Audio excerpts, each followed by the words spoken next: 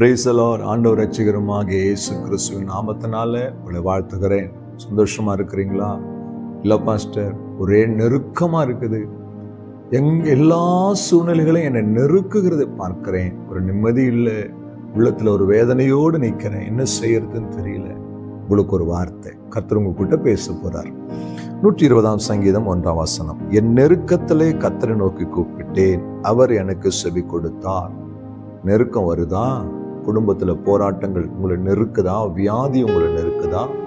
கடன் பிரச்சனை உங்களை நெருக்குதா? வேலையில உங்களோட மேலதிகாரியுடைய போராட்டம் உங்களை நெருக்குதா?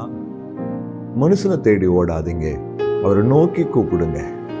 அவரை நோக்கி நீங்க கூப்பிடும் பொழுது அவர் உங்களை கூப்பிடுதலை கேட்டு உங்களுக்கு உதவி செய்வார். ஊழியத்தின் பாதையில மனிதர்கள் மூலமாய் நெருக்கங்கள் வரும், கேலி கிண்டல்கள் வரும், நம்மளை ஏளனமா பார்ப்பாங்க, உதாசீனப்படுத்துவாங்க, இவனா ஒரு ஆளா நினைப்பாங்க. எதையும் காது கொடுத்து கேட்கக்கூடாது. இந்த நெருக்கத்தெல்லாம் தேவ சமூகத்துல வச்சு, ஆண்டவரே எல்லாவற்றையும் நீர் பார்த்து கொள்ளும் என்று ஜெபிப்பேன். கர்த்தர் அந்த நெருக்கத்தை எல்லாம் மாற்றுவார். பண தேவைகள் வரும், நெருக்கம், தேவ சமூகத்துல ஜெபிப்பேன், கர்த்தர் ஒத்தாசை அனுப்புவார். என் அன்பு தெய்வ பிள்ளையே, நெருக்கத்தின் மத்தியில இருக்கிற உங்களை ஒரு நாள் கர்த்தர் விசாலத்திலே கொண்டு வந்து வைப்பார். இந்த நெருக்கம் உங்களுக்கு டெம்பரவரி தான், ஆனால் விசாலம் தான் உங்களுக்கு நிரந்தரமானது, எனக்கு நிரந்தரமானது. சத்தியம் உங்களுக்கு புரியுதா?